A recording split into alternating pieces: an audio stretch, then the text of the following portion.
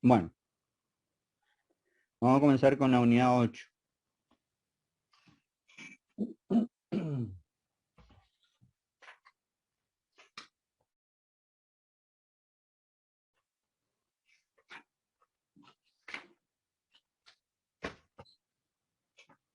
Vamos a ver varios temas importantes. Vamos a ver la disolución y caída de las autoridades nacionales, lo que llamamos la época de la anarquía, que comienza en 1820, y el surgimiento en la historia argentina de los caudillos o del caudillismo. Básicamente esos son los tres temas importantes de la unidad 8. Bien. Como consecuencia del rechazo de la Constitución Unitaria de 1819 por los pueblos del interior, la situación interna del país se tornó gravísima.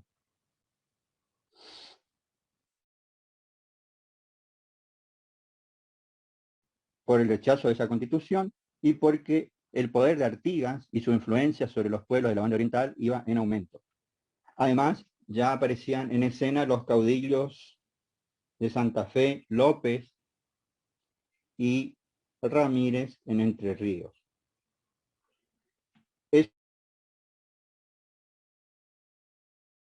Caudillos, Artigas, López, Ramírez, se mostraban decididamente opositores o contrarios al director supremo, que por entonces era Juan Rondó. Ante dicha situación, es decir, ante la desobediencia,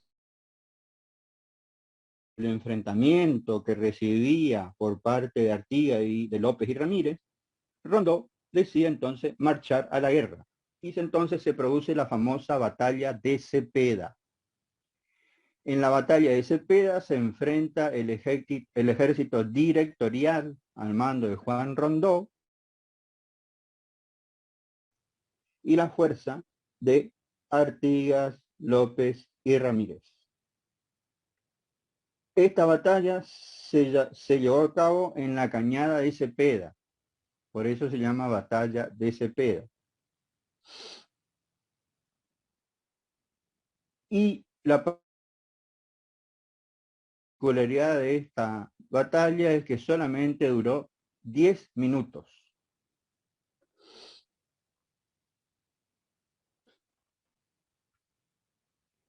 O sea, 10 minutos le bastó a las tropas de los federales, vale decir, de Artigas, López y Ramírez, para vencer al ejército del director central Rondó. Eso básicamente es entonces, sintéticamente, los sucesos de la batalla de Cepeda. Bien. En la batalla de Cepeda se produce la disolución de las autoridades nacionales. ¿Por qué? Porque con la batalla de Cepeda cae la figura del directorio. Desaparece en nuestro país la figura del directorio. Por eso los historiadores dicen, Cepeda, o la batalla de Cepeda, no fue una batalla más de todas las libradas por las tropas porteñas y las tropas del litoral, ya que representó la derrota de los porteños y la desaparición del poder central. A partir de allí, y por muchos años, no hubo quien gobierne a las provincias unidas. Solo hubo una suma de provincias. Y fíjense, a partir de acá, 1819-1820, dejo de hablar de pueblo del interior para comenzar a hablar de provincias. Entonces, solo hubo una suma de provincias que comenzaron a ser gobernadas por personajes influyentes denominados caudillos. Entonces, la batalla de Cepeda tiene su importancia porque significó la desaparición del poder central. La última autoridad central o nacional que tuvo nuestro país hasta 1819 fue la del directorio. Con la batalla de Cepeda se produce la disolución de las autoridades nacionales y las provincias comienzan a gobernarse por sí mismas. Y lo hacen a través de los caudillos. Bien. La disolución de las autoridades nacionales provoca a su vez otro término, la llamada época de la anarquía. El término anarquía significa caos. Se lo puede considerar como un periodo de nuestra historia política constitucional que se caracterizó por el desorden y que en la opinión de los historiadores se prolongó por 9 años, desde 1820 a 1829. Lapso en que cesaron las autoridades nacionales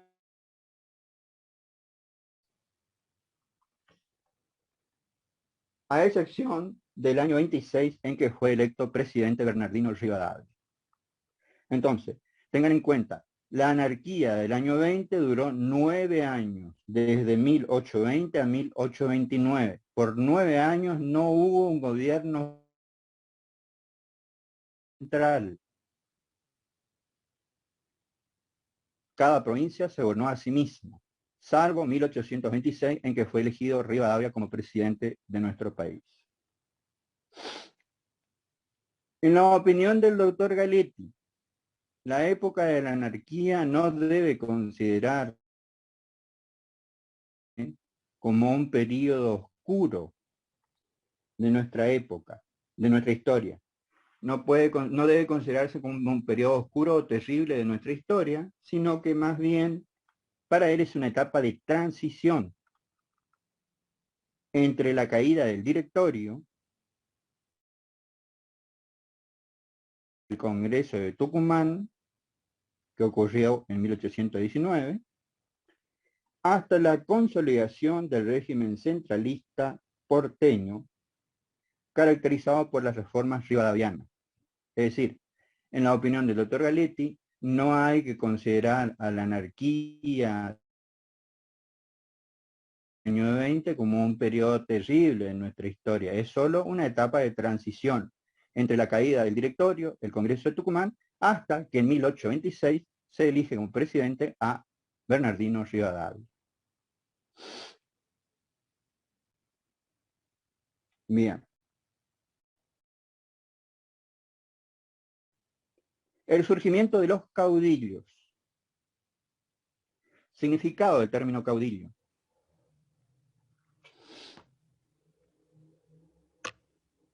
Este término se aplica a un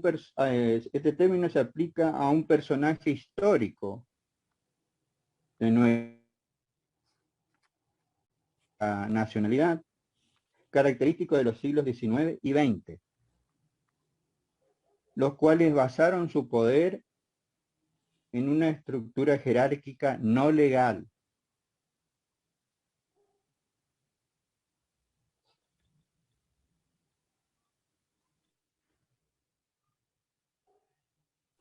En la práctica, lo que se establece es una relación de protección y cuidado entre los seguidores y el líder.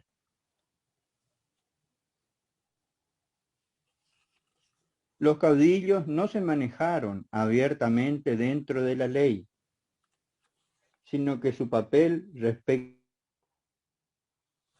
a la misma fue ambiguo. En algunas ocasiones respetaron la ley y en otras se manejaron desde la práctica y sin recurrir a los preceptos de norma alguna. Entonces, esto es para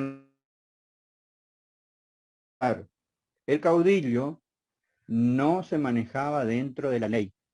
Por eso dice su accionar era ambiguo. A veces respetaba la ley y en otras ocasiones no. Lo importante es que apareció luego de la caída territorio y cuando las provincias comenzaron a gobernarse por sí solas, y se estableció una relación de protección entre el líder, que era el caudillo, y sus seguidores. Bien, siguiendo con el término caudillo, su carácter representativo.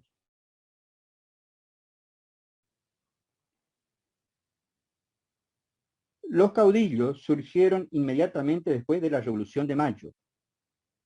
Por eso decía yo que el primer caudillo que vemos o que conocemos fue Artigas,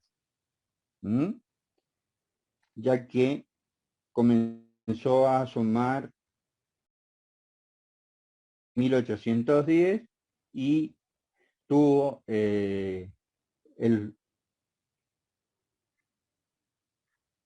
tuvo su mayor participación en las jornadas de la Asamblea del año 1813. Generalmente los caudillos fueron militares, que se hicieron intérpretes del medio en que actuaban, sabiendo dirigir su accionar, el cual estaba encaminado a la organización de un Estado que tuviera en mira el interés general.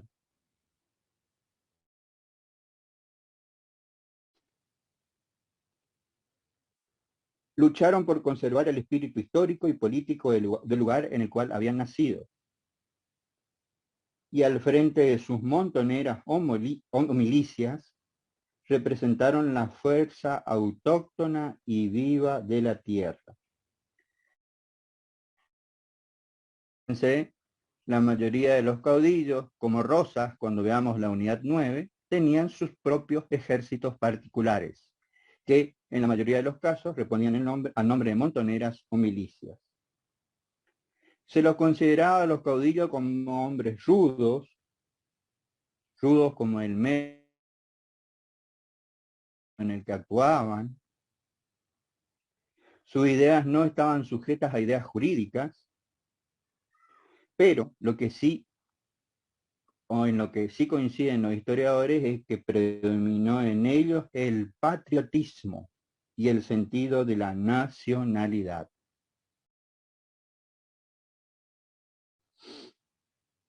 Fueron protagonistas auténticos de nuestra historia. Y no fueron bandoleros, como por ahí se los suele caracterizar. No fueron tigres sedientos de sangre, pero tampoco fueron próceres inmaculados. Tan solo fueron hombres de su tierra con todos los defectos y virtudes de la época. Es por todo ello que podemos concluir que los caudillos fueron representativos de los sentimientos y expectativas de sus pueblos.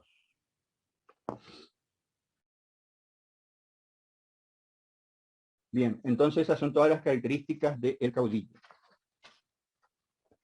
Como ejemplo de caudillos de nuestra historia institucional o constitucional, obviamente Artigas, después tenemos López en Santa Fe, Ramírez en Entre Ríos, Quiroga en La Rioja, Güemes en Salta, Bustos en Córdoba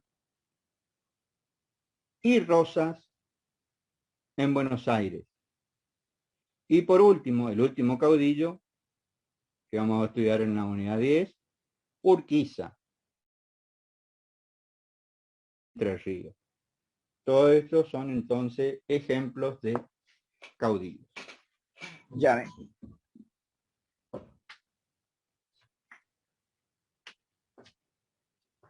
Bien. ¿Alguna pregunta hasta acá?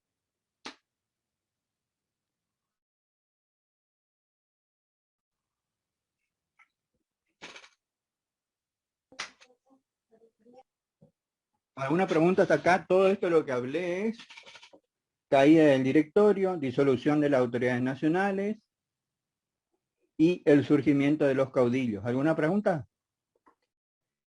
Igual le voy a mandar el material ya en estos días. ¿Sí?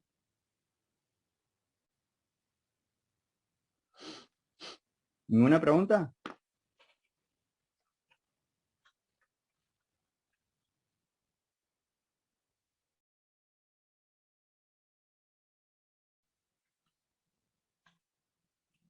Bueno, seguimos entonces.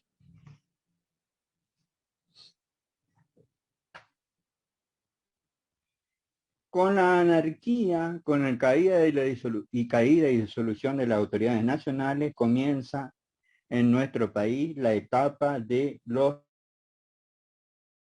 tratados o pactos preexistentes. Si alguien alguna vez leyó el texto de nuestra Constitución, verán que el preámbulo dice o alude a tratados o pactos preexistentes. Dice en cumplimiento de pactos preexistentes. Esos pactos preexistentes a que hace referencia el preámbulo pueden llamarse también tratados interprovinciales. Porque al no haber una autoridad nacional o un gobierno central, entonces las provincias empezaron a firmar tratados entre ellas para mantener las relaciones entre las mismas. ¿Cuáles fueron los principales o más importantes tratados firmados? Ya les digo. El Tratado de Pilar, el Tratado de Venegas y el Tratado de Cuadrilátero. Hay más, pero estos son los tres más importantes, los que yo voy a exigir en el parcial.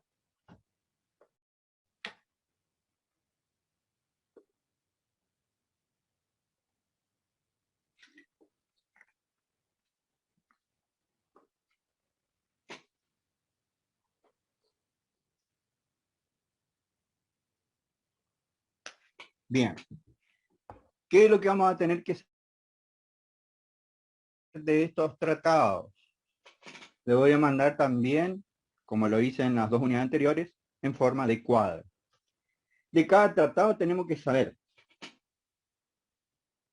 las provincias firmantes, o sea, qué provincias firmaron cada tratado, el objetivo que perseguía el tratado, el sistema de gobierno que establecía, y la aspiración o finalidad de cada tratado.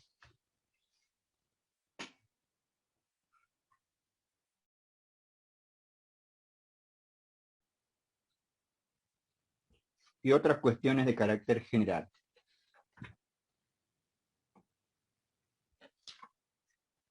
Bien, vamos al primer tratado. Tratado de Pilar.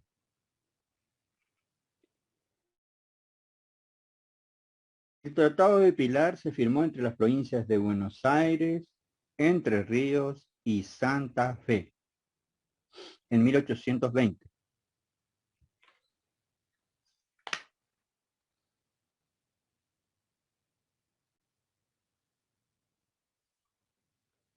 Su objetivo: terminar la guerra entre dichas provincias. Es decir, que al momento de la firma de este tratado, las provincias firmantes estaban en guerra y por medio de este pacto, de este tratado, ponían fin a esa guerra. Objetivo del Tratado de Pilar: terminar la guerra entre dichas provincias, proveer a la seguridad de ellas y concentrar sus fuerzas y recursos en la obtención de la paz. El sistema de gobierno que establecía el Tratado de Pilar se inclinaba a favor de una federación, vale decir, de un sistema federal.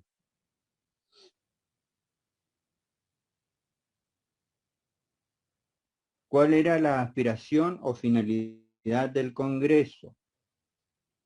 invitar a otras provincias o a las provincias restantes a un congreso constituyente.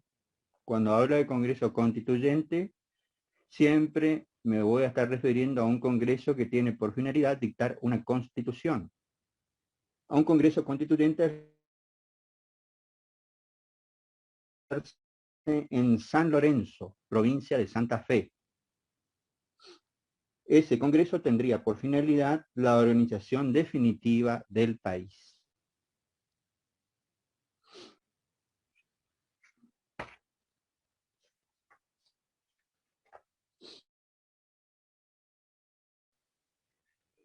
Como cuestiones generales,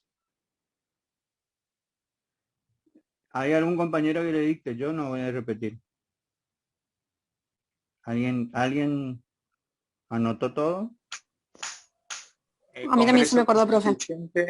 En San Lorenzo de Santa Fe para constituir un país.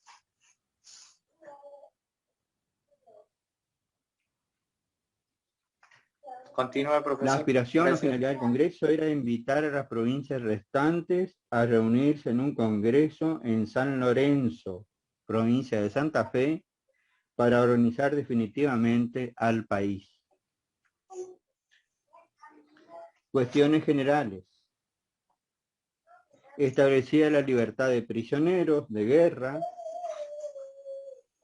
Se disponían normas para el retiro de tropas y para la aprobación de este pacto por la Junta de Representantes. Bien. El otro pacto que vemos es el Tratado de Venegas. Terminamos con el de Pilar. El Tratado de Venegas, firmado en 1820 por Buenos Aires y Santa Fe. Su objetivo también era terminar con la guerra en la que se encontraban las dos provincias.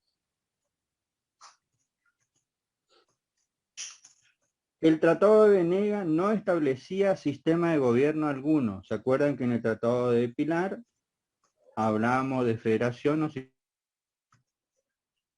federal? El Tratado de Venegas no habla de forma de gobierno alguno.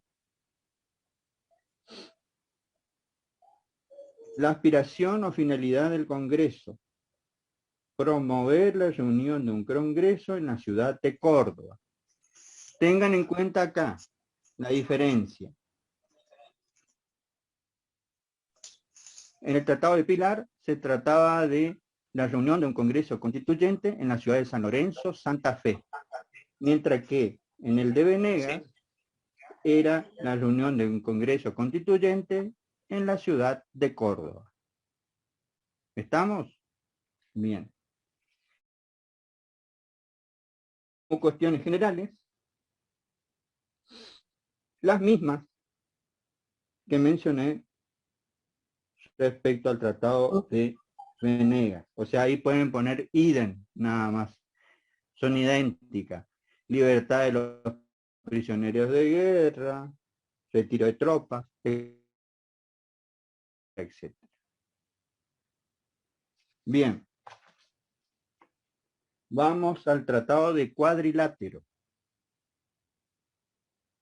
Tratado de Cuadrilátero, firmado por las provincias de Buenos Aires, Entre Ríos, Santa Fe y Corrientes.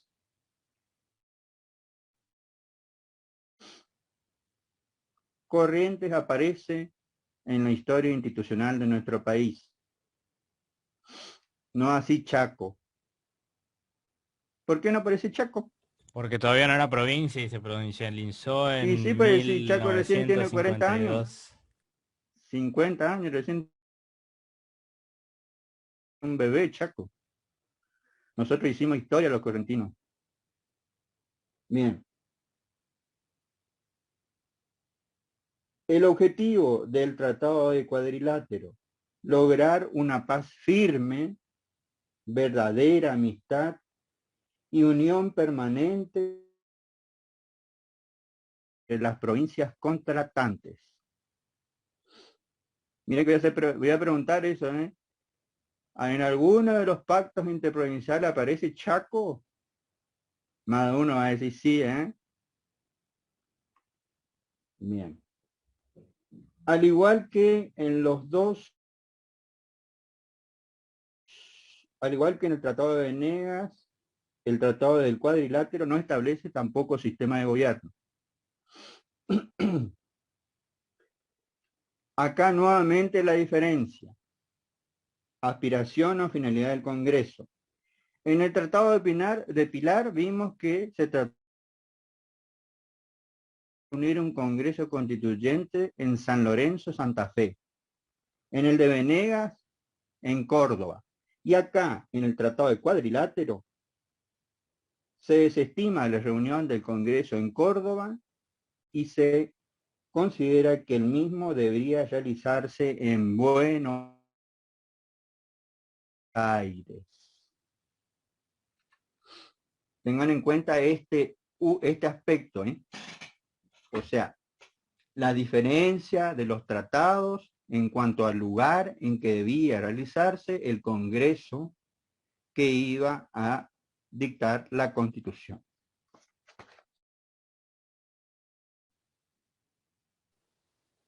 Año de tratamiento del cuadrilátero. De Cuadrilátero, 1822. Vos que sos fanático medio Gracias. enfermito de los años. Ah, no, yo pensé que era el jovenzuelo. Disculpe, ¿Se acepta? disculpe. ¿Estamos? Bien. Pero, respecto a Cuadrilátero, ya saben que yo siempre le pongo algunas trampitas. No me contento con lo simple. Respecto al cuadrilátero, además de lo que van a estudiar en el cuadrito, van a tener que estudiar la opinión del doctor Galetti. Tiene su propia opinión. Les dicto. Respecto del último tratado, en la opinión del doctor Galetti, el Tratado de Cuadrilátero es uno de los documentos menos claros y precisos de nuestra historia institucional.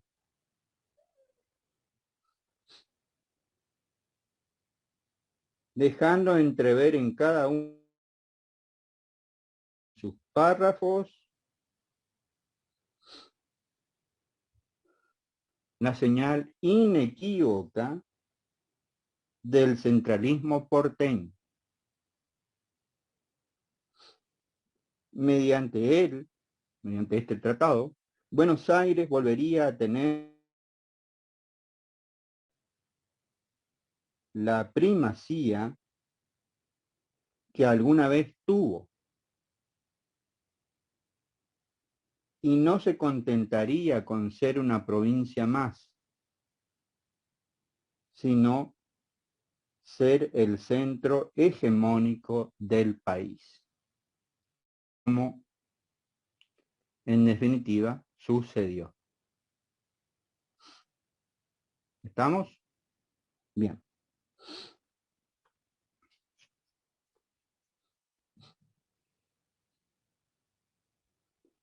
Vamos ahora a ver los congresos que se llevaron a cabo en virtud del tratado de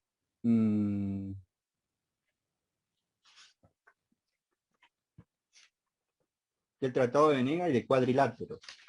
Porque el tratado que establecía el de Pilar directamente no se llevó a cabo. El Congreso de Lorenzo no se llevó a cabo. Se llevó a cabo, sí, el que establecía el Tratado de Venegas, Congreso de Córdoba de 1824.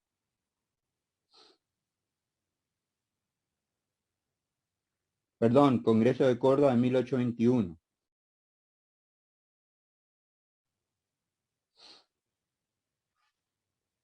Bien. Este Congreso de Córdoba en 1821 se llevó debido a la intervención eficaz del entonces gobernador cordobés, de apellido Bustos. Él se encargó de realizar todas las gestiones necesarias para la reunión del Congreso y se convirtió en garante del mismo. Profe, Bustos era, ¿sí? ¿Quién habla? para preguntar, ¿este Bustos sería el famoso general Bustos y todas las propiedades con nombre Bustos en Córdoba serían de esta persona? Sí, sí, exacto. Corral de Bustos y todo eso. Sí, porque fue el caudillo de la época, de la anarquía. Bien.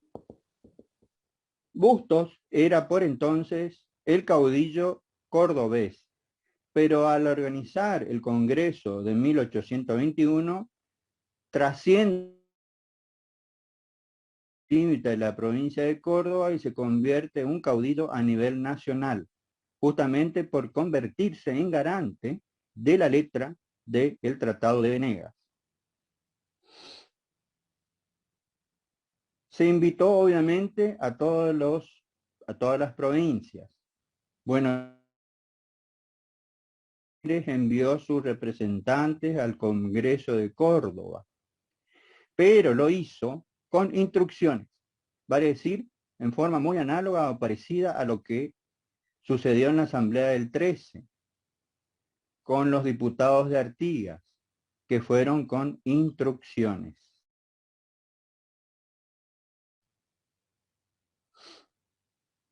Las instrucciones que envió Buenos Aires por medio de sus diputados eran el rechazo de todo sistema de gobierno que no fuera unitario, la representación de las provincias en el Congreso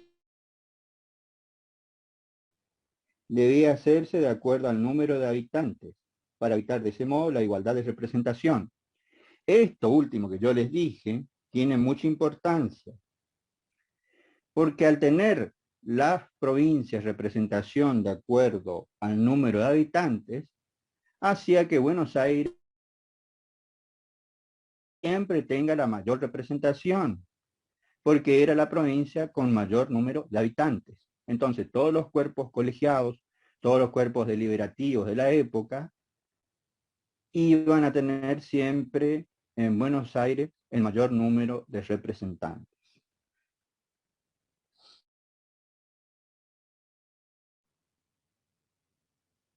Lo concreto es que este Congreso de 1821, llevado a cabo en Córdoba, fracasó justamente por todos los palos en la rueda, por todos los inconvenientes que puso Buenos Aires, hasta que en 1821, un año después de instalarse, Buenos Aires dejó al Congreso sin quórum, porque retiró a todos sus diputados. Al tener la mayor representación de diputados, al retirar a todos sus diputados de las deliberaciones, lo dejó sin quórum. No pudo seguir sesionando y el Congreso fracasó. ¿Estamos? Bien. ¿Alguna pregunta hasta ahí? Yo quería preguntar algo respecto a los tratados. ¿Qué pae? Siempre que se hacía un nuevo tratado, por ejemplo, primero se hizo el de Pilar, después el de Venegas. El de Venegas ya dejaba sin efecto lo visto en el de Pilar, digamos, y después el de Cuadrilátero deja sin efecto lo hecho en Venegas, o todos siguen teniendo Exactamente, vigencia. sí. Ah, perfecto. No. En ese momento dejaban de tener vigencia al firmarse un nuevo tratado.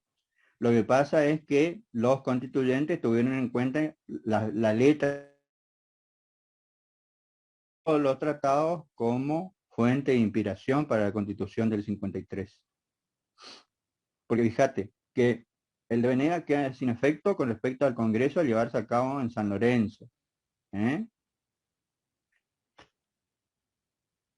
El de Pilar, quiero decir. Después el de Venegas también queda perfecto porque se lleva a cabo el Congreso de Córdoba en 1821, pero después se lleva a cabo otro en Buenos Aires, de que es el que vamos a hablar a continuación. ¿Entendés? Bien.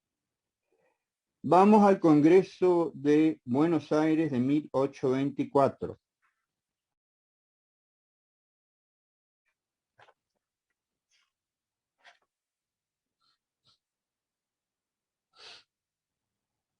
Entonces, ante el fracaso del Congreso de 1821, Buenos Aires se sale con la suya y logra que se lleve a cabo un Congreso Constituyente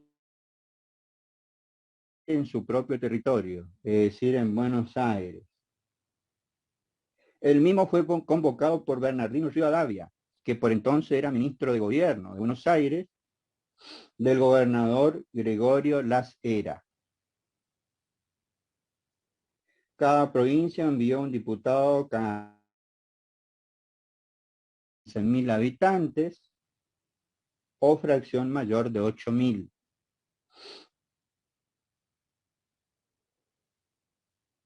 Si bien este Congreso era el sumo o la máxima representación del unitarismo porteño, sin embargo, es importante por su obra legislativa. Dictó numerosas leyes de fundamental importancia para la vida institucional de nuestro país. Yo solamente le voy a pedir que estudien 4 leyes. La ley fundamental, la ley presidencia, la ley capital y la ley de ministerios. Vamos a la ley fundamental. Las principales disposiciones de la ley fundamental fueron: daba una nueva denominación al país. El país pasaba a denominarse Provincias Unidas del Río de la Plata. ¿Por qué? Porque cuando los congresales de 1816 juraron, le dieron al país el nombre de Provincias Unidas de América del Sur. Acá, entonces, la ley fundamental le da un nuevo nombre al país, Provincias Unidas de América del Río de la Plata. Establecía el ideal de unión e el ideal de independencia entre todas las provincias. Cada provincia podía hacer por sus propias instituciones. Esto podría ser, digamos, un antecedente en el cual se inspiraron los constituyentes para establecer el artículo 5, que habla de la autonomía provincial.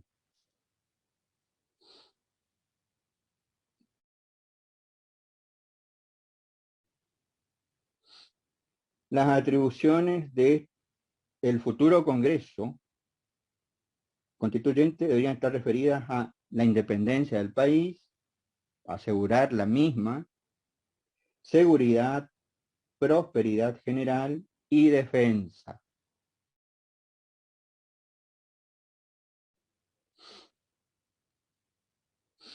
La Constitución a sancionarse por dicho Congreso debía ser sometida a consideración de todas las provincias antes de ser promulgada. Y muy importante, confiaba a la provincia de Buenos Aires el manejo de las relaciones exteriores del país. Este es un tema muy importante que lo vamos a terminar de entender cuando vemos la bolilla 9, unidad 9, que en el cual hablamos de los 2 gobiernos de Rosas, en el cual siempre, cada vez que Rosas fue el jefe de la Confederación, la Sala de Representantes le confiaba el manejo de las relaciones exteriores. ¿Estamos? Bien. Vamos a la ley de presidencia. O sea, este último de la ley fundamental, pónganle un llamado de atención ahí, vamos a terminar de comprender en la unidad 9.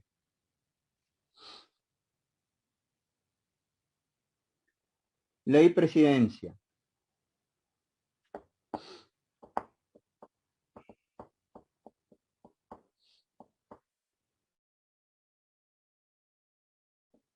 Se sancionó el 6 de febrero de 1826, creando la figura de jefe del Poder Ejecutivo, con el título de Presidente de las Provincias Unidas del Río de la Plata, resultando electo Bernardino Rivadavia. Como la elección en ese tiempo era indirecta, es decir, se elegía al presidente por medio del Congreso, no como ahora que lo hacemos por medio de sufragio, Bernardino Rivadavia resultó electo por 38 votos a favor y 35 en contra, es decir, resultó electo por estrecho margen. Y esta elección de Rivadavia es a lo que hace referencia el doctor Galetti cuando habla de la época de la anarquía, que decía él, no hay que tomarlo como una época terrible en nuestra historia, sino simplemente como una etapa de transición entre la caída del directorio y el Congreso de Tucumán y la consolidación de las reformas rivadavianas, es decir, cuando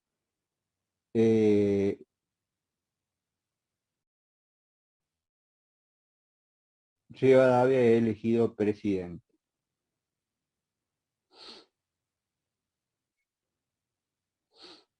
Ley capital. El problema de la capital del país puede decirse que nace con el descubrimiento mismo.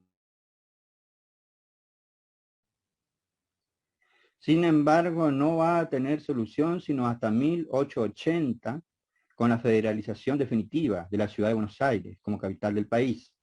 Hubieron, sin embargo, muchos intentos. Esta es una de ellas. Las principales disposiciones de la ley capital establecen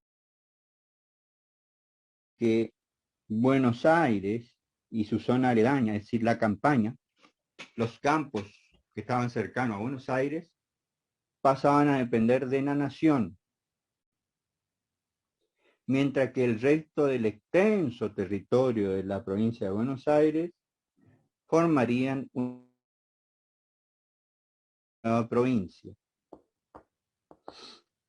La Sala de Representantes, otro órgano que va a tener fundamental importancia en la unidad 9, fue disuelta y el gobernador de la provincia de Buenos Aires, Gregorio de las Heras, cesó en su cargo.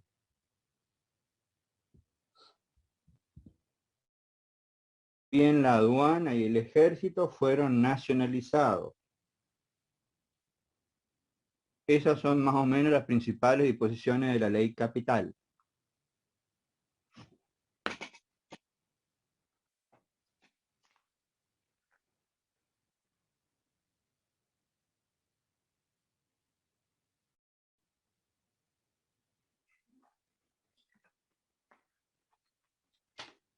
Por último, ley de ministerios.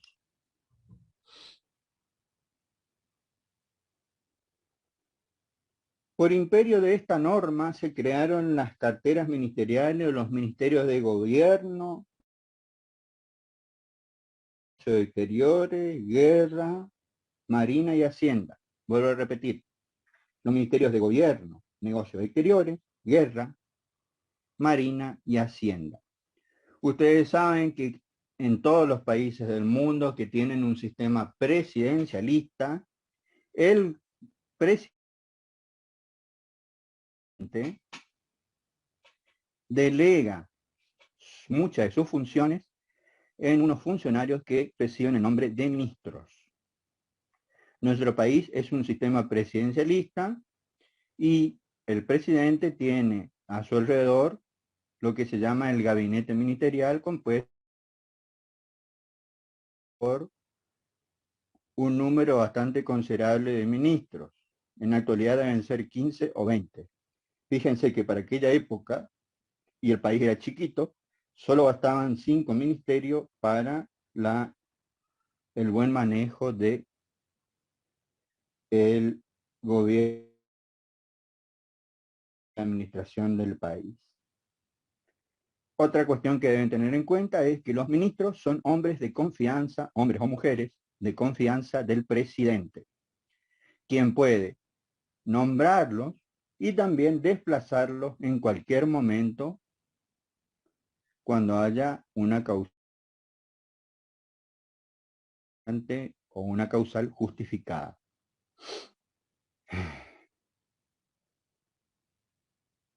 Y recuerden también que a partir de la reforma de 1994 se creó la figura del jefe de gabinete de ministros, como queriendo emular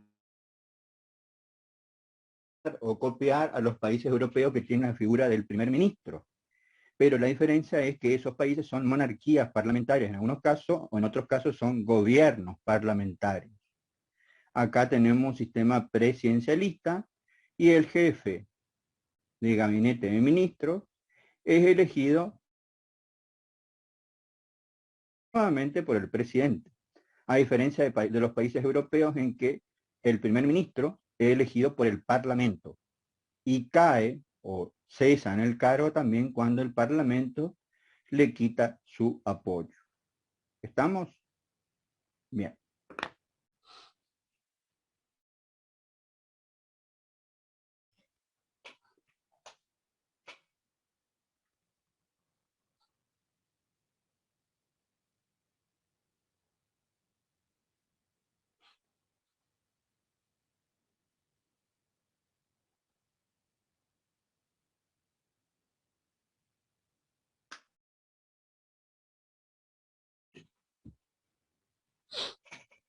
Diez minutos de recreo nos tomamos, son 7 menos 10. A las 7, 7 y 5, volvemos y comenzamos la unidad 9.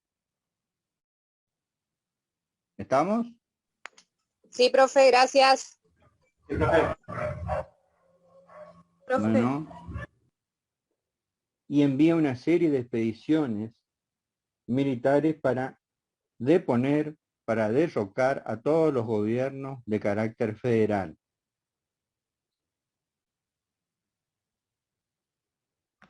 Consolidada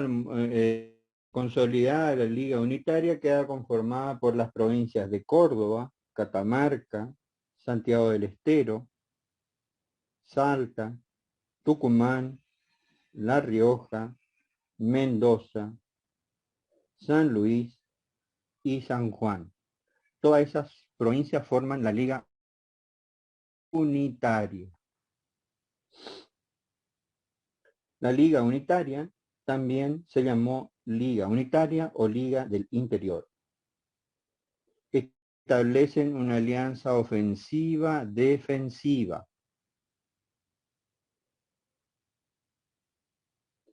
El convenio o la firma de la Liga Unitaria fue firmada en la ciudad de Córdoba en el año 1830. Las 9 provincias que firmaron la Liga Unitaria expresaron el deseo de organizarse políticamente bajo el sistema constitucional que adoptasen la mayoría de las provincias, que para ellos era obviamente el sistema unitario, y con el objetivo de terminar con las luchas internas, las luchas entre las distintas provincias. Bien, esa es la Liga Unitaria, entonces, cuyo líder era el general José María Paz. Las provincias que firmaron la Liga Unitaria y el propósito de la misma. Bien, como contrapunto se firma el Pacto Federal. Es todo lo contrario a la Liga Unitaria. El Pacto Federal data del año 1831. El Pacto Federal fue firmado a causa de el creciente avance de la Liga Unitaria, o sea, del creciente avance de las provincias que querían imponer en el país un sistema de gobierno unitario. Las reuniones para la firma del Tratado Federal de 1831 comenzaron en el mes de julio de 1830 y finalizaron el 4 de enero de 1831, en que se firma el Pacto Federal. Lo firman las provincias de Buenos Aires, Santa Fe, Entre Ríos. Y se incorpora en agosto de 1831 la provincia de Corrientes.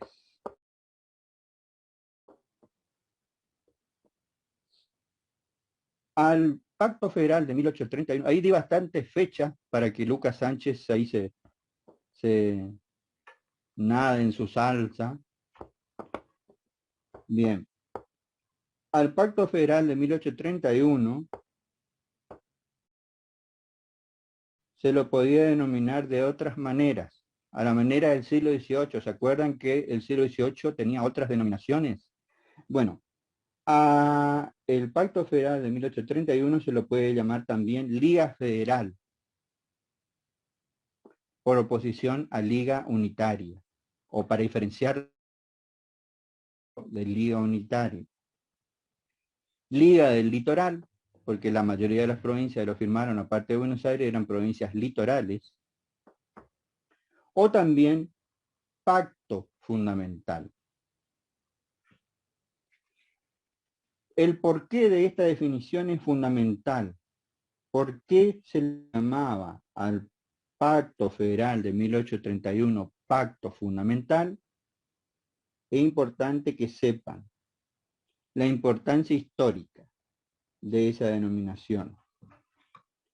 El Pacto Federal de 1831 constituyó un eslabón clave para la organización constitucional de nuestro país, sirviendo de guía hasta la realización del Congreso de 1852.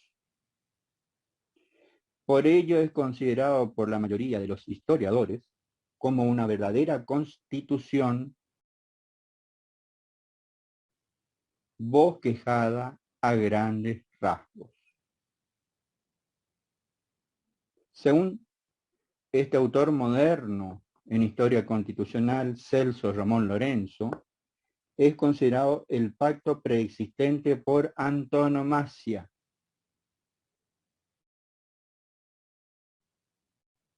Y según el acuerdo de San Nicolás de los Arroyos, que vamos a estudiar en la unidad 10, es la ley fundamental de la República. Buenas tardes, señor Muñoz.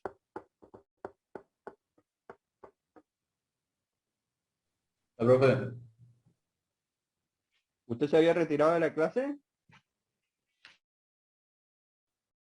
Recién llegué porque me fui a hacer unas compras. Ah, está bien. ¿Por qué? Sí. No, pregunto nomás, porque me pareció que estuvo al principio de la clase y después desapareció. Pero se fue a hacer compras porque estamos en fase 3 y hay que hacer todo antes de las 9 de la noche, está bien. Sí, estoy para hacer un guisito ahora. Pero estuve hasta el recreo. Cuando fue el recreo me fui. Bien. Está bien, está bien. Profe, Bueno, entonces. disculpe. Sí, Solamente se me cortó en la parte del autor que decía que el pacto preexistente por autonomacia, no escuché el nombre del autor. Si me puede decir, por favor. ¿alguien escuchó el nombre? ¿Le puede mencionar a la compañera? Celso. Celso Lorenzo. Celso Ramón Lorenzo. Celso. Muchas gracias. Bueno, entonces les recapitulo hasta acá, porque esto que parece que es muy difícil es más sencillo. Primero se firma la Liga Unitaria. La Liga Unitaria es encabezada o tiene como líder al general José María Paz. Lo que buscaban es la reunión de un Congreso Constituyente que estableciera una forma de gobierno unitaria o centralizada en Buenos Aires. Ante el avance de la Liga Unitaria, entonces se pone en mecanismo la firma del Pacto Federal, o sea, por oposición a Liga Unitaria, también se lo llama Liga Federal. La denominación de pacto fundamental que recibe el Pacto Federal de 1831 es importante, porque es la norma que va a regir los destinos del país hasta la reunión del Congreso Constituyente de 1852. Y al año siguiente ya sabemos que en 1853 se sanciona la Constitución de ese año. Tengan en cuenta, el Pacto Federal de 1831 es la norma que va a regir los destinos del país hasta la sanción de la Constitución del 53. Por eso, Celso Ramón Lorenzo lo dice con toda razón que es el pacto preexistente por antonomasia, mientras que según su la letra del Acuerdo de San Nicolás, es la ley fundamental de la República, o va a ser la ley fundamental de la República hasta que tengamos una Constitución. Bien, las principales cláusulas, las principales cláusulas o artículos. Profe, tengo una pregunta.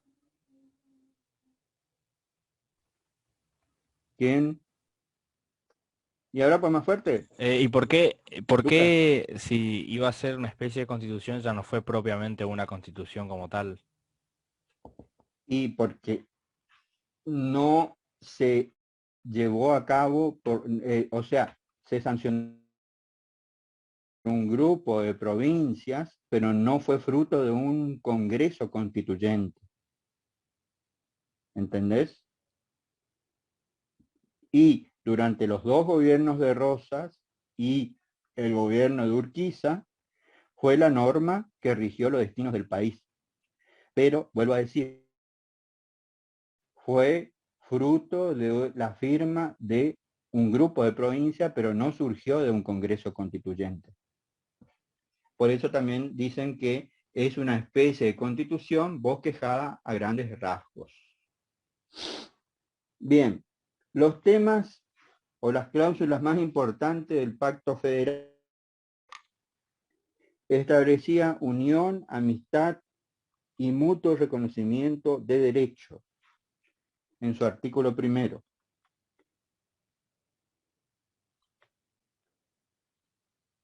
En los artículos 2, 3, 13 y 14 habla de una alianza ofensiva y defensiva ante cualquier enemigo. 9 establece la reglamentación de derechos y obligaciones recíprocas entre las provincias firmantes.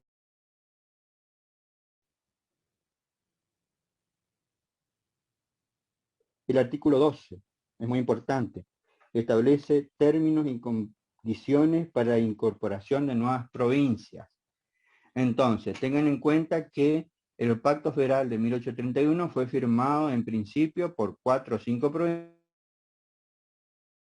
pero después se fueron agregando otras provincias que tenían también ideales federales. Y por eso se estableció claramente o explícitamente en el artículo 12.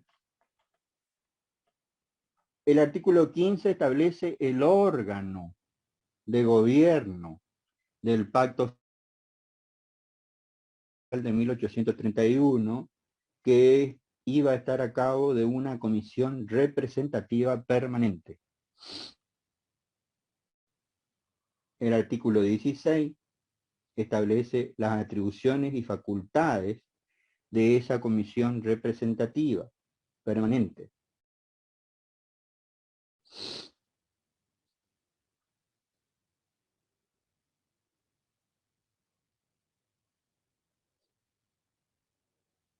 Esas más o menos son las principales cláusulas. Yo tendría que mandarle a leer la letra de cada uno de los pactos que me Pilar, Venegas, Cuadrilátero y este pacto federal, pero bueno, le doy las pautas más importantes. Bien.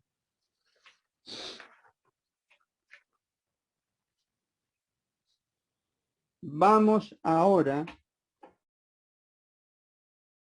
a ver los gobiernos de Rosas. Rosas fue un caudillo bonaerense, y digo bonaerense porque era del interior de la provincia de Buenos Aires, porque si no estaría siendo un caudillo porteño. Sí, nació en lo que hoy es Ciudad Autónoma, sin embargo nació en el interior de la provincia, era hombre de campo, hacendado él. Anoten esto porque es pregunta de examen y no voy a admitir que me digan el brigadier Rosa o el brigadier Juan Manuel de Rosa. El nombre completo de Rosas se llamó Juan Manuel José Domingo Ortiz de Rosas y López de Osornio. Repito, Juan Manuel José Domingo Ortiz de Rosas y López de Osornio. ¿Se van a acordar? Conocido comúnmente como Juan Manuel de Rosas. Pero en el examen me van a tener que decir todos los nombres de él. Nació en el año 1793 en la provincia de Buenos Aires. Asumió por primera vez el gobierno de la provincia de Buenos Aires el 6 de diciembre de 1829. Elegido por la Sala de Representantes porteña. La Sala de Representantes porteña tuvo mucha importancia en los gobiernos de Rosa y también en el de Urquiza. Era la legislatura. La Sala de Representantes era la legislatura y era unicameral. Vale decir, estaba compuesta por una sola cámara y sus nombres eran representantes o diputados. La Sala de Representantes porteño, al asumir por primera vez su cargo el 6 de diciembre de 1829, le otorga el cargo de gobernador y capitán general de la provincia y el título de restaurador de las leyes e instituciones. Acuérdense bien esos dos cargos, gobernador y capitán general de la provincia y restaurador de las leyes e instituciones. También en el primer gobierno, y esto tengan en cuenta, en el primer gobierno, porque gobernó 2 veces, se le asignaron las facultades extraordinarias. ¿Cómo podemos definir las facultades extraordinarias? Las facultades extraordinarias son aquellas que no figuran en el texto constitucional, como propias del Poder Ejecutivo, y que suponen asignar potestades fuera de lo ordinario. ¿Estamos? Es decir, a Rosa se le asignaron potestades o atribuciones que no eran propias del Ejecutivo, sino que pertenecían al Poder Legislativo, como ocurrió en la época contemporánea. Bien, dejo acá un poquito y me aguardan 3 minutos que me...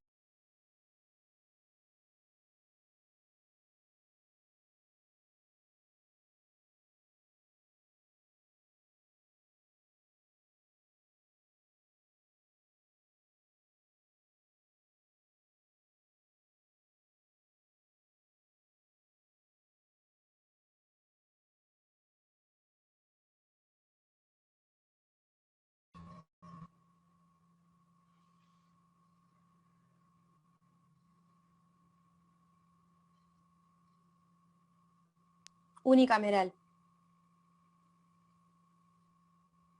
Por nada.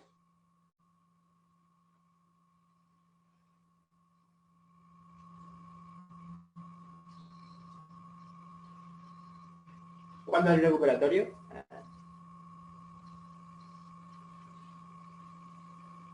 El 28, dijo, ¿no?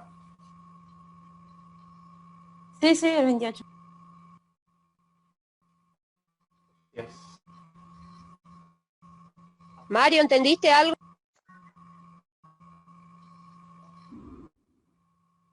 No mucho. Pasa que la unidad anterior un poco.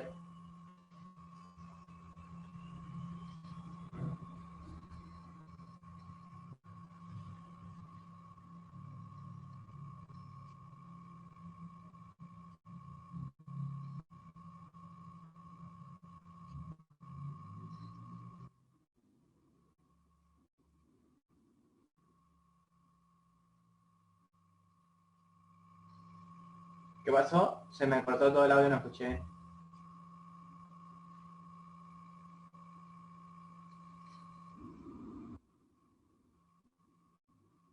Ah, entiendo, preguntaba.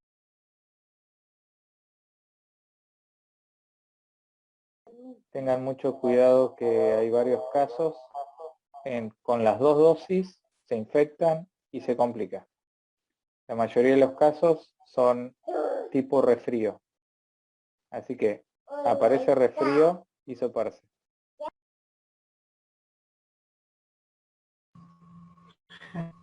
Nada, clase de COVID. ¿Vos trabajás en algo de salud, Diego? Porque escuché que el otro día también hablaste en la clase de Durant. Sí.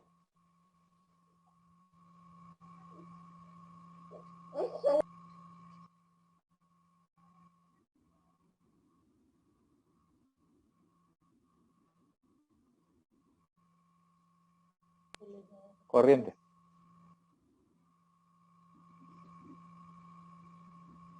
La luna lo vio, lo sabe.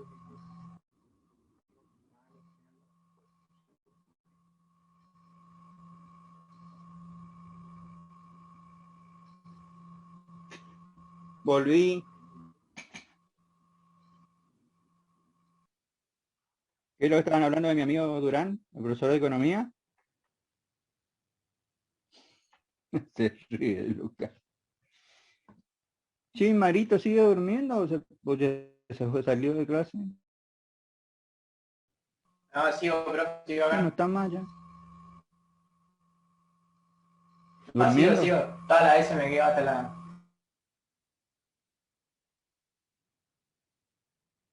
Ni se te ve ya. Bien. Entonces, las facultades extraordinarias suponen facultades que no son propias del Poder Ejecutivo, que corresponden a otro poder, al legislativo. Eso le concedió la Sala de Representantes porteña a Rosas en su primer gobierno. Ocurrió también en épocas contemporáneas. Por ejemplo, con Domingo Cavallo, en la época de Menem, cuando se le acordaron facultades extraordinarias. Y entonces pasó a ser una especie de superministro. ¿Eh? Bien. Esas facultades que se le otorgaban a Rosas tenían como propósito robustecer al Poder Ejecutivo ante situaciones de rebeliones internas, invasiones extranjeras o con el objeto de restablecer el orden, cuando las facultades ordinarias no resultaban suficientes, siendo semejantes las medidas que podía tomar Rosas y que las tomó a lo que conocemos hoy como estado de sitio. ¿Mm? Bien. Entonces, eso es todo lo referente al primer gobierno de Rosas, su nombre completo, fecha de asunción, gobernador y capitán general, y el tema de las facultades extraordinarias, para qué se les daba, y que eran semejantes a lo que es el estado de sitio. El estado de sitio es una medida de excepción en el cual se interrumpen las garantías constitucionales establecidas en el artículo 18 de nuestra Constitución Nacional. El estado de sitio se utilizó en nuestro país mucho, o en muchas, o durante prácticamente desde el 76 al 83, el país vivió en estado de sitio. Entonces, las garantías del artículo 18 que se refieren al debido proceso, el juez natural, todas esas garantías quedan en suspenso. Bien. Hacia 1832,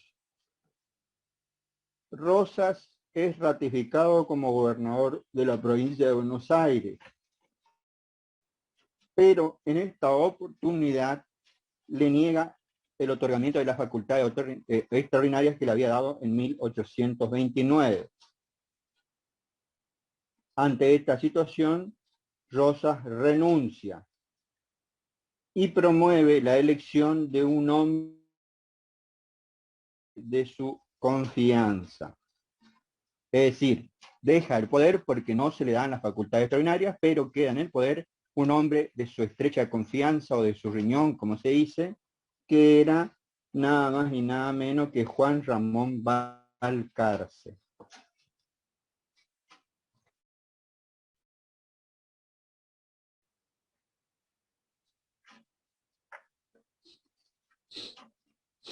¿Qué hizo Rosas durante los años que no estuvo en el poder? Organizó una expedición al desierto para combatir a los indígenas del sur argentino, con el objetivo de asegurar nuevas tierras para la explotación ganadera. Durante los años de ausencia en el poder de Rosas, si bien quedó en el gobierno un hombre de su confianza como era Balcarce, quien verdaderamente tuvo el poder fue su esposa, Encarnación Ezcurra. Encarnación Ezcurra era quien verdaderamente tenía el poder. El poder real, de acuerdo a la ley, estaba en manos de Juan Ramón Balcarce, el gobernador, pero el poder virtual lo ejercía la esposa de Rosa, quien incluso se dice que comandaba la Mazorca, que era la guardia personal de Rosas, o también llamada Sociedad Popular Restauradora. La Mazorca o Sociedad Popular Restauradora era conocida por atemorizar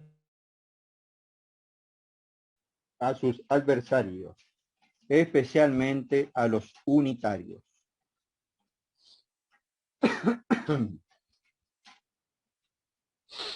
Segundo gobierno de Rosas.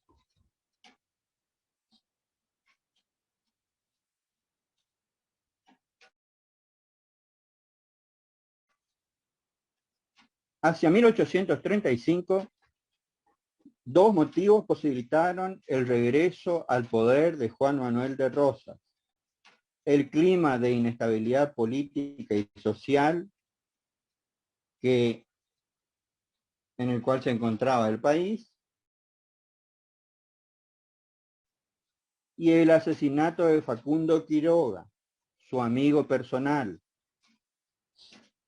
que residía en Buenos Aires, al amparo de Rosas. Dicho caudillo se trasladó un día a su ciudad natal, que era La Rioja, y cuando viajaba en territorio de la provincia de Córdoba, fue asesinado en lo que se conoce como la posta de Barranca Yaco. Por eso es famosa la obra literaria el general Quiroga en coche al muere. Esa es una obra literaria. Lo importante es que deben saber que Facundo Quiroga fue asesinado en la posta de Barranca Yaco, en el territorio cordobés. Y se dice que el asesinato fue cometido por un sicario de apellido Santos Pérez,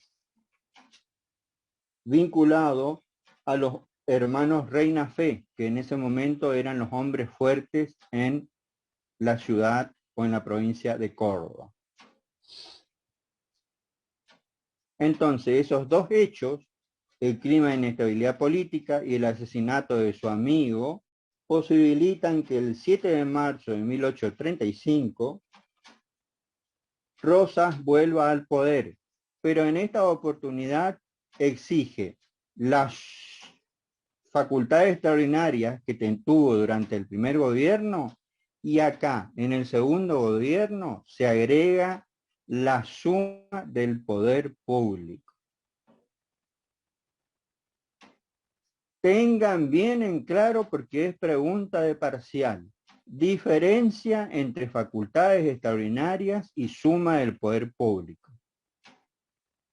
Facultad extraordinaria significa atribuir al Poder Ejecutivo otras facultades que pertenecen al Poder Legislativo, mientras que la suma del poder público es la atribución total a un solo poder de la totalidad de competencias correspondientes a otros poderes. Repito, atribuir a un solo poder la totalidad de competencias correspondientes a otros poderes. Ello significaba legitimar el pleno de facultades, haciendo desaparecer hasta el más mínimo atisbo de la división de poderes. La división de poderes que es propio de todo régimen republicano en la que hay división de poderes. De esta manera, según la mayoría de los autores, Rosas se volvía en una especie de monarca absolutista, porque reunía en su persona el ejercicio de los tres poderes: el ejecutivo, el legislativo y el judicial. La pregunta que yo le puedo hacer en el parcial es: ¿esa atribución de los poderes o la suma del poder público a Rosas tenía límites? ¿Era ilimitado o tenía algún tipo de límites?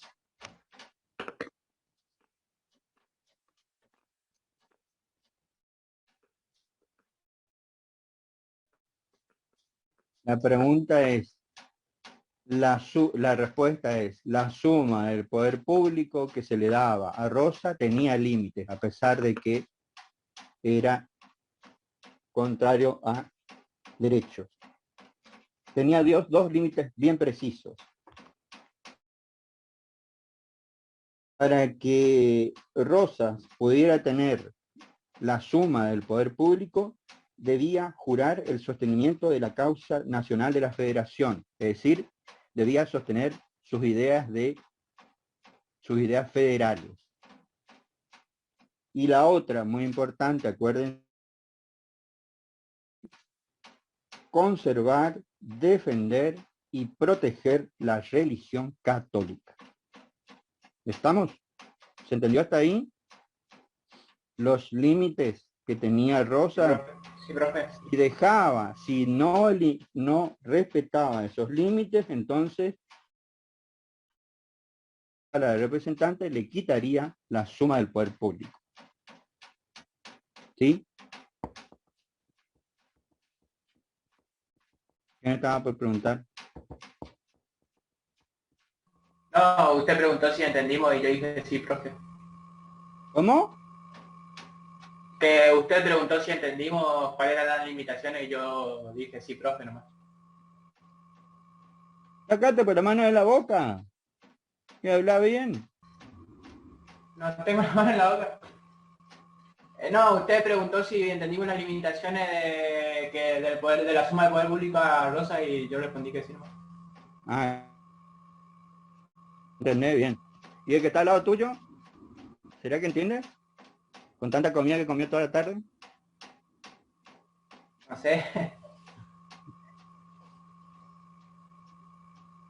Bien. Entonces, recuerden bien, primer gobierno,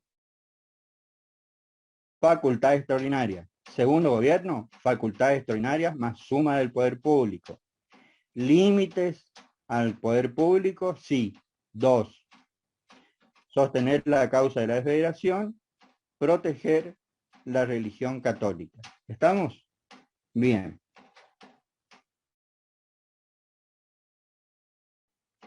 Saben que gobernó 2 veces, tuvo una pausa, en esa pausa dejó un hombre de su confianza en el gobierno, pero quien tenía realmente el poder era su esposa. ¿Mm? O sea que ya de entonces, aquella época, ya viene el tema del feminismo. Eso heredó Bien. de Característica Carlos IV, general. ¿Eh? Parece que heredó de Carlos IV eso de que le domine la mujer. ¿Heredó de Carlos IV qué? Que la mujer tenga la suma de los poderes. No, en el caso de Carlos IV tenía un amante, esa es la diferencia. Acá tenía el poder, ella. Bien. Características generales de los 2 gobiernos de Rosas. Desde el mismo momento en que asumió el gobierno, proclamó enemigo del país al Partido Unitario, a quienes consideraba responsable de todos los males del país. Y utilizó la famosa frase, el que no está conmigo está contra mí. ¿Vieron? Era un enemigo acérrimo del unitarismo. Impuso de hecho, quiere decir, de hecho, sin norma alguna, no conforme a derecho, una forma de Estado llamada Confederación Argentina,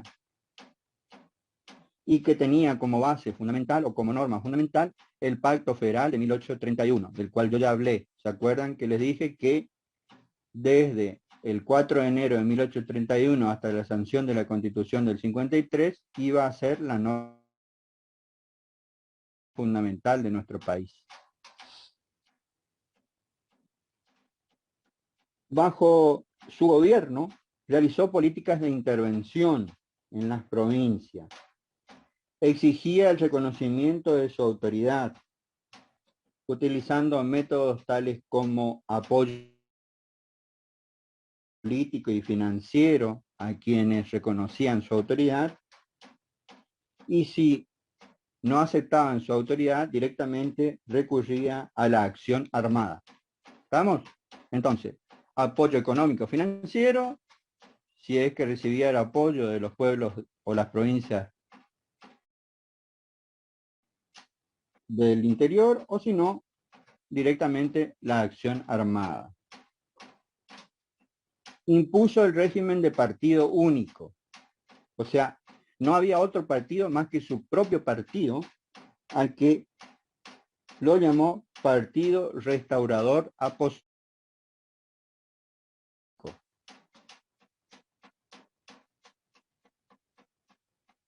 La expresión externa del Partido Restaurador Apostólico se manifestó exteriormente en el uso obligatorio de la divisa punzó, es decir, los hombres debían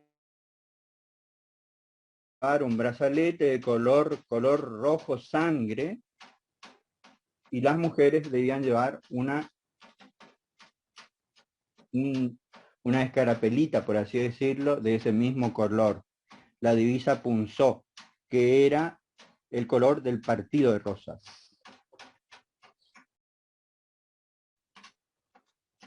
Para el establecimiento del orden y la paz, consideraba necesario la unión política y consideraba que no había o no tenía que haber oposición. ¿No les hace ruido esto un poquito? Él consideraba que para gobernar bien, miren, fíjense, para aquella época no había o no tenía que haber oposición.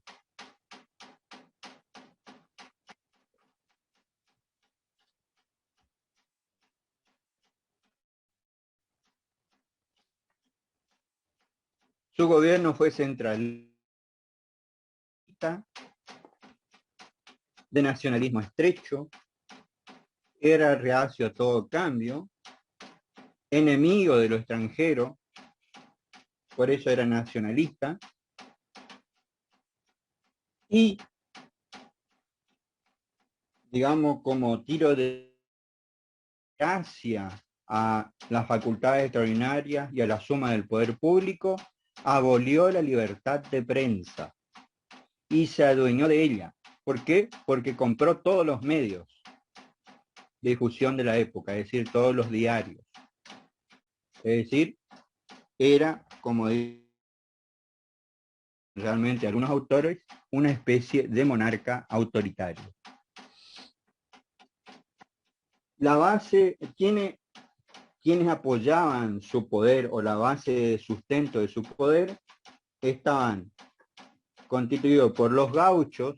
Acuérdense que él era un hombre que provenía del campo, burgueses, pequeños hombres adinerados, católicos, acuérdense que él debía proteger a la religión católica, y conservadores, o sea, personas con ideales conservadores.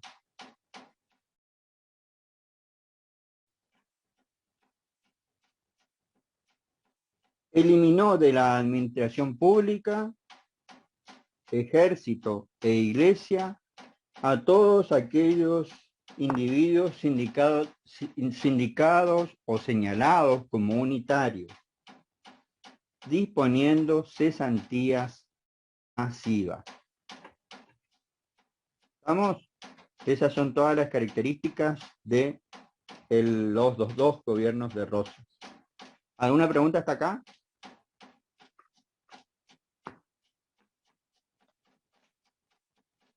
No, profe.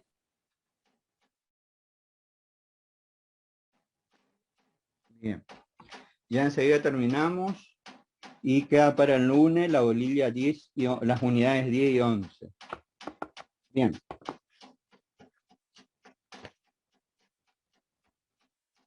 Los constituyentes del 53 incluyeron en la Constitución,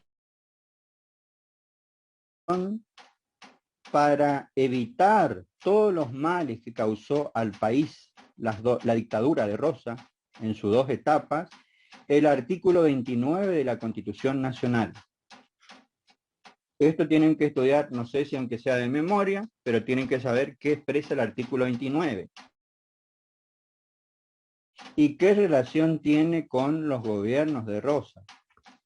El artículo 29 de la Constitución Nacional expresa: el Congreso no puede conceder al Ejecutivo Nacional, ni a las legislaturas provinciales, ni a los gobernadores de provincia, facultades extraordinarias, ni la suma del poder público, ni otorgarle sumisiones o supremacías por los que la vida, el honor o la fortuna de los argentinos queden a merced de gobierno o persona alguna. Actos de esta naturaleza llevan consigo una nulidad insanable y sujetarán a los que la formulen, consientan o firmen la responsabilidad y pena de infames traidores de la patria. En definitiva, lo que está diciendo el artículo 29 es que no se puede atribuir a ningún gobernante, sea presidente, gobernador o lo que fuere, ni las facultades extraordinarias, ni la suma del poder público. Y si lo hiciere, va a constituir un delito que está penado en la Constitución y en el Código Penal, que es el delito de traición a la patria. Yo le voy a mandar el artículo 29 de la Constitución Nacional, si no, pueden también leerlo en cualquier texto de la Constitución.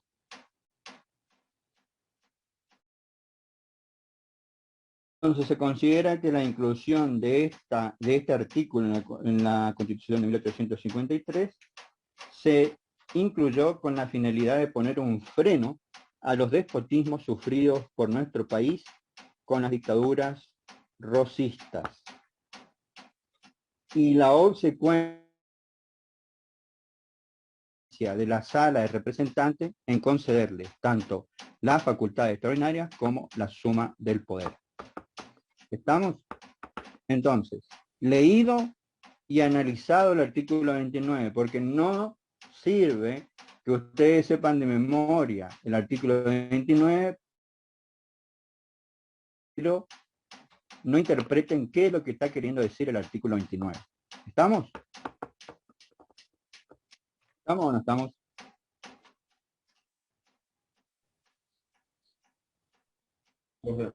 Estamos.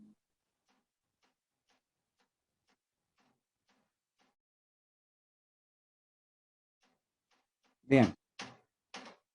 Profe, disculpe, ¿puede ser que venga de usted, digamos, un sonido así como repetitivo, como pa, pa, pa?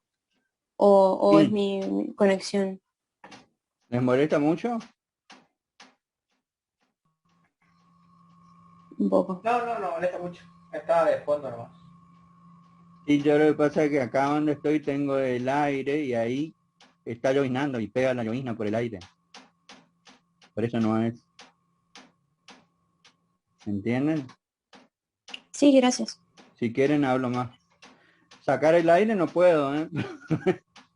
No, igual no molesta mucho. Pero está más fuerte si quieren. Bien. El último tema que nos queda de la unidad 9 es la oposición a Rosas. O sea, así como Rosas se apoderó del poder, de los tres poderes, combatió a todos aquellos que consideraban que contrario a su gobierno por ser unitario, decretó cesantías masivas, tuvo la suma del poder público, la facultad extraordinaria, hubo también oposición. Y esa oposición, más que una oposición política, fue una oposición literaria o una oposición, podríamos decir, intelectual. La oposición hacia Rosas estuvo llevada a cabo por lo que se conoce históricamente como la generación del 37.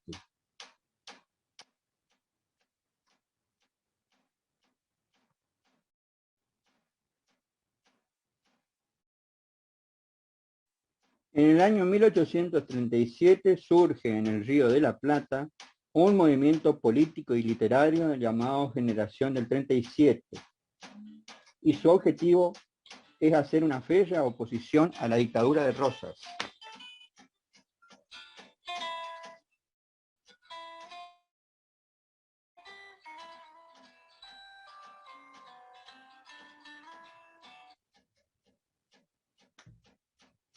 Entonces, en 1837 surge en el Río de la Plata un movimiento político y literario llamado Generación del 37, con el claro objetivo de hacer una férrea oposición a la dictadura rosista. A la generación del 37 puede denominársele también generación de los proscriptos. ¿Por qué? Porque eran personas proscriptas que se trataba de unitarios perseguidos por Rosas. Generación romántica, porque traían ideas de Europa, sobre todo de Inglaterra y Francia, o sea, ideas del romanticismo. Se le llamó también Joven Generación Argentina, que fue una sociedad secreta fundada por Esteban Echeverría en 1838. Esteban Echeverría fue el máximo representante de los intelectuales que se opusieron a la dictadura de Rosas. También se lo denominó a la generación 87 Salón Literario. Salón Literario porque se desarrollaba su actividad en los fondos de una librería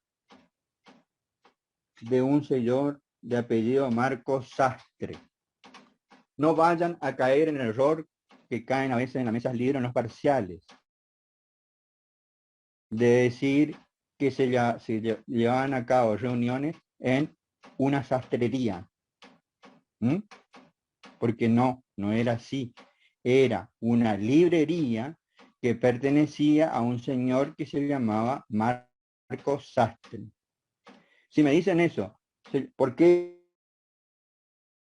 Yo le pregunto, ¿por qué se llamaba Salón Literario? ¿Y porque se llevaban a cabo reuniones en una sastrería? Ya está mal la respuesta, ¿eh? Así que diferencien bien. Se llevaban a cabo reuniones en una librería pertenecientes o dueños que pertenecían, el cual era dueño un señor llamado Marcos Sastre. También se lo denominaba a la generación del 37 Asociación de Mayo. Se los llamaba Asociación de Mayo porque consideraban que la Revolución de Mayo, que efectivamente lo fue, porque yo también considero que fue así, fue el acto fundacional de la nación. Acuérdense que yo le había dicho que la Revolución de Mayo era un derecho nuevo formativo de la nacionalidad. Allá en la unidad 1, cuando estudiamos el derecho patrio argentino. ¿Quiénes fueron los principales exponentes o representantes de esta movida o de este movimiento opositor a Rosas? Esteban Echeverría, como bien les dije, autor de obras El dogma socialista, La cautiva y El matadero. ¿Alguien vio o analizó esas obras en la escuela secundaria? La cautiva, El matadero. Por lo menos fragmentos. Bien. También estuvo entre sus principales exponentes Bautista Alberdi, autor de la obra Bases y Punto de Partida para la Organización Política Argentina. Juan Bautista Alberdi es uno de los exponentes más importantes de los cuales se nutrieron los constituyentes del 53. O sea, la Constitución del 53 está básicamente inspirada en esta obra, Bases y Punto de Partida para la Organización Política Argentina de Juan Bautista Alberdi. También estaba Domingo Faustino Sarmiento, con autor de obras como Facundo, Recuerdos de Provincia, Civilización y Barbarie. Miguel Cané, autor de la obra Juvenilia, y otros como Juan María Gutiérrez, José Mármol, no Pedro Mármol, que por ahí me suele decir Pedro Mármol, y no estamos hablando acá de los Picapiedras. ¿Estamos? Bartolomé Mitre, que después fue a la sazón presidente de la Nación, y como bien dije, Marcos Sastre, dueño de una librería.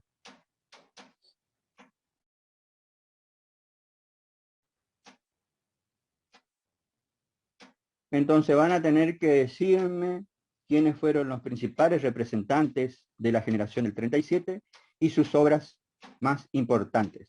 ¿Por qué van a tener que decirme sus obras más importantes? Porque aparte de profesor de historia, soy profesor de lengua y literatura. ¿Estamos? Entonces, a mí me gusta que me digan cuáles fueron esas obras que escribieron estos intelectuales. ¿Estamos? Bien.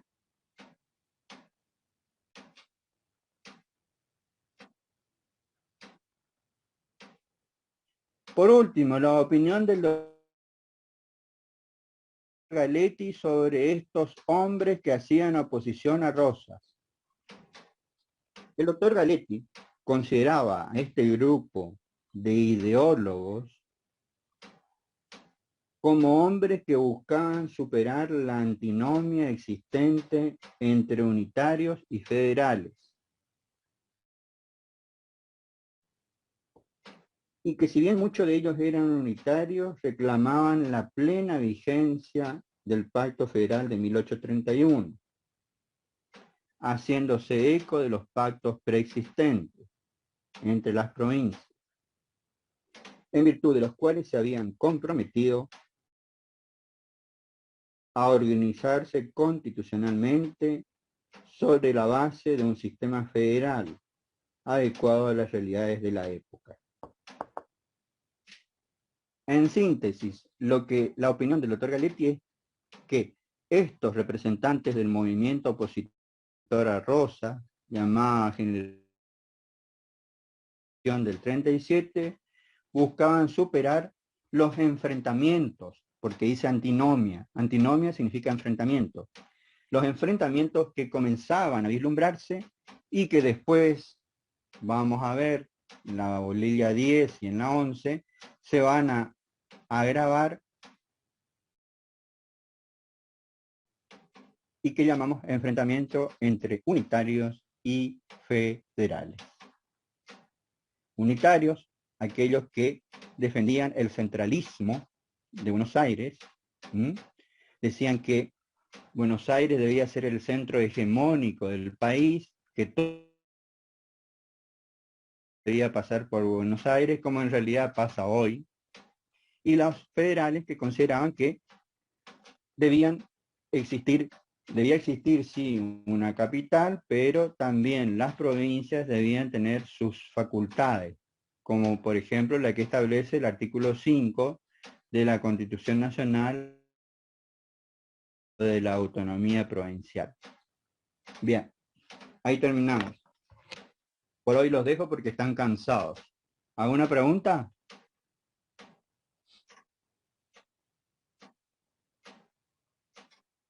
Sí.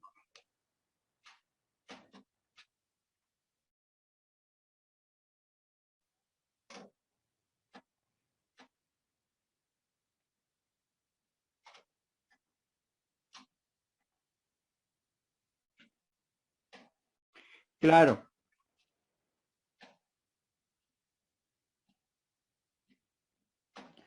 Yo no quise hablar de eso para no darles vuelta, pero en realidad Rosa llega al poder como federal, pero cuando está en el poder se comporta como unitario por todas las medidas que tomó. Él decía odiar a los unitarios, que era federal, pero cuando llega al poder aplica las medidas, las mismas que los unitarios. ¿Se entiende? ¿Alguna pregunta más? ¿O dejamos acá?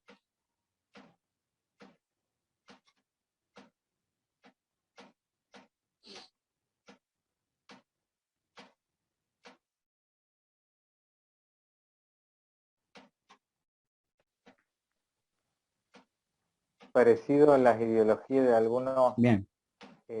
Políticos actuales. Exactamente, por eso dije hoy más temprano, más adelante, ¿no les da un poquito de idea o no les ruido como que lo que estoy narrando yo está pasando en la actualidad? Dije. Bien. Nos vemos el lunes entonces. Estamos culminando con la unidad 10, que es cortita, y la 11 que es un poquito más larga, pero es la culminación del proceso de constitucionalización de la República. En estos días le estoy mandando entonces el material de las unidades 8 y 9. ¿Algo para preguntar, Luca? Te veo cansado. ¿No? ¿Y Marito? ¿Sigue durmiendo o no? ¿Se despertó ya? No, estaba bien. Ni Yo tengo está. ganas de ir a cenar ya. ¿Y si pasaste comiendo toda la tarde? Todavía no merendé. ¿Vos no merendaste todavía, Marito? No, ¿Te quedaste mal por el negativo? no, almorcé de tarde.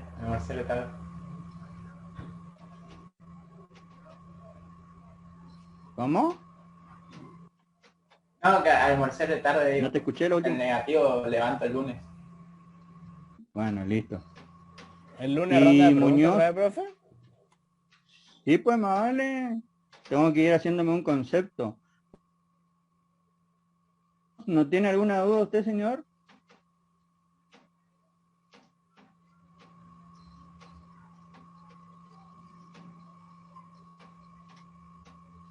Muñoz parece que no escucha nada. ¿Qué pasó, profe? Nos vemos el lunes, chicos. ¿Sí? Muñoz, ¿qué pasa? ¿Aló? Y te preguntaba si tenía alguna duda. No. Oh, claro. Lee para el lunes porque siempre voy a hacer así un 15 minutos de un ping-pong de preguntas y respuestas como hoy.